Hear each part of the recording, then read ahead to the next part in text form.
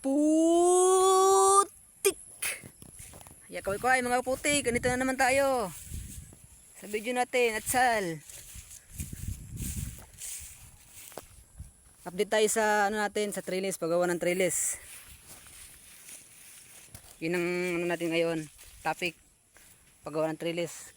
Kaway sa asawa ko. Kaway ni Mama Jed, saan ka Jed? Kaway dali. Yan ako pala. Turo ko sa inyo nga pala mga putik yung ano yung paggawa ko ng trellis dito. Ito nga pala ako kaputik. I-explain ko lang yung paggawa ko kaputik ng trellis kung sa mga interesadong matuto kung paano ko ba ginagawa. Paggawa ko nga pala kaputik ng trellis nito. Ito na yung mga kinuha kong kawayan ng tinambak ko, hinakot ko na dito. Kulang pa rin, kailangan ko pang kumuha. Nasa 5 plat pa lang ako, 2 days ko nang ginagawa. 5 plat pa lang. Kasi hindi lang naman itong ginagawa ko, may ginagawa rin akong iba. Kaya medyo natatagalan. Hindi ako nakapokus dito eh. Ang paggawa ko nga pala kaputik ng trellis, ganito. Ang kawayan, medyo tumba ko ng konti doon, pupunta doon sa gilid para yung atsal umano siya, tumumba din ng konti doon, sumama sa tali papunta doon para dito sa gitna lumuwag-luwag kasi yung medyo hindi sila magsasalubong pagka medyo may space sa gitna para medyo yung hangin maganda yung daloy, hindi masikip. Saka yung bunga medyo hindi to banda naaarawan. Kaya yun ang purpose ng pag pinapa-slide ko doon yung yung puno. Inano ko yung kawayan. Ganon din sa kabila. Ganyan yung saka pagpagawa ko ng pangalawang tali dito, lalagay ako. Hihigpitan ko yan dito punta doon. Kahit dito sa kabila kahit ako nang lagyan. Pero depende rin sa kasi baka pag humangin tumumba pa punta doon eh. Pero pwede mo lagyan sa kabila pero wag mo nang higpitan para hindi masyadong magdikit yung mga sanga niya, hindi maipit dito sa kabila. Kailangan maluwag lang dito sa kabila. Dito sa tali dito mahigpit, higpitan mo na. Okay lang higpitan mo to. Dito luwagan mo lang. Ang purpose lang naman dito para hindi tumumba punta doon.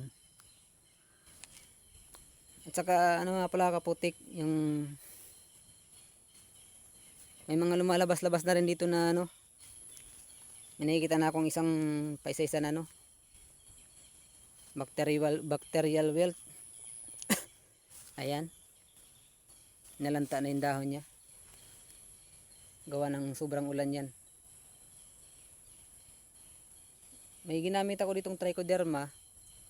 Tagal na, nung pa lang, 1 week pa lang siya. Parang mawawala na epekto niya. Kaya umano na yung mga bakterya. Pero nakatipid ako dito sa sa fungicide. Wala akong masyadong ginagamit na chemical. Trichoderma lang ginagamit ko para sa bakterya at sa fungus. Lahat na ng klase ng soil-borne disease kaya nang gamutin ng trichoderma yun. Yun lang ginagamit ko. Hindi ako magamit ng chemical para sa soil-borne disease. Ginagamitan ko lang yung mga insect, trips, aphids. Yung ginagamit ako ng insecticide yun kasi wala namang ibang solusyon dun eh. Kailangan talaga ng spray yun. Pero pag nakalugar ako, bibili ulit ako ng trichoderma. Pag naka-harvest ako dito. Kulang pa ako sa budget kaya ganyan lang muna, hayaan ko lang muna. Ayaw ko rin gamitan ng ng fungicide kasi mamamatay yung trichoderma pag ginamitan ng fungicide. May trichoderma pa naman to sila. Ang problema na humina na siguro yung nila. Yung epekto kasi matagal-tagal na rin eh. Magdadalawang buwan nang hindi nagamitan eh. Na. May isang buwan nang ginamitan ng trichoderma to.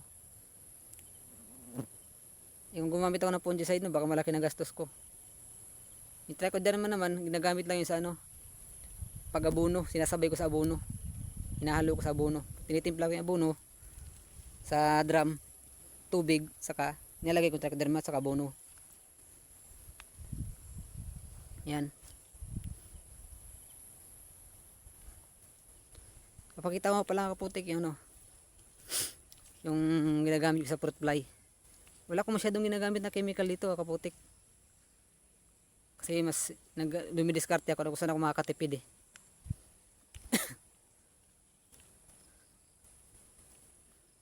Ito kaputik. Pagka tayo din sa ano, trap ng fruit fly. Yan kaputik, may bunga na siya kaputik oh. May ilang days na lang, mga 3 weeks siguro, 2 or 2 weeks. Makakarbis na ako nito.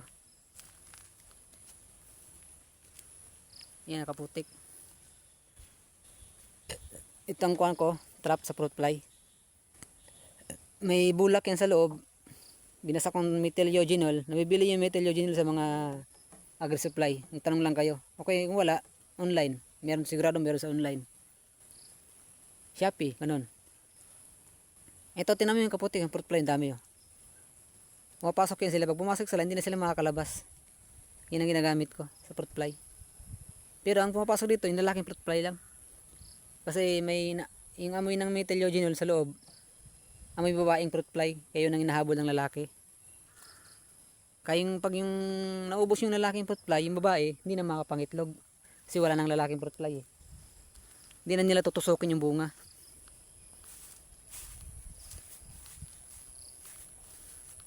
Ito sa kabuting isa.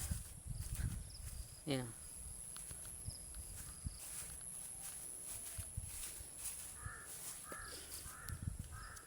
Ito yung area nito putik, naghihintay pa to sa ano. Naghihintay pa to ng puhunan, wala pa akong puhunan. Hintay-hintay lang sa ano, cauliflower.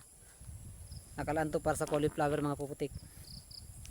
So ibayan yung pagtanim ko ng cauliflower mga kaputik, dahil gagawin ko ng video yun.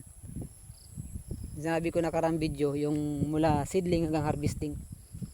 Gagawin ko ng video yung cauliflower. Gusto kong subukan yung cauliflower kasi bihira nagtatanim nun eh. Saka hindi bumababa yung presyo niya. Kasi bihira lang nagtatanim. Kasi bihira lang din na marunong. Yung cauliflower, 45 days lang siya. Pwede ka na makaharvest. Parang manok lang, 45 days.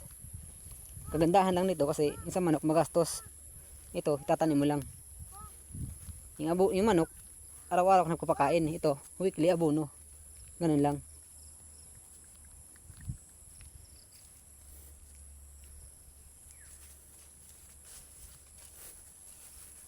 Ito yung isang ano mga kaputik. 4 yan sila eh. Kada kanto. Hindi pa ako nakagawa ng, hindi ko nadagdagan kasi gawa ng dami kong ginagawa. Busy ako. Ito kaputik, dami laman. Yan, yung mga buhay po sa loob. Fruit fly yan, na lalaki. Yan, ang daming laman, oh. Yan, nagsiliparan. Hindi na yan sila nakakalabas, dyan na lang yung mamatay.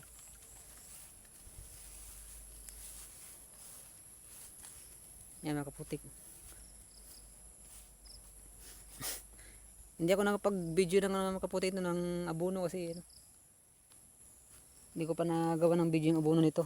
Ang sunod na tanim ko, gagawin ko rin to ng buong video ng mula seedling hanggang harvesting itong atsal. Sige, hanggang dito na lang ha. Subscribe nga pala, subscribe para sa sunod na video. Sige, salamat, thank you. Bye bye.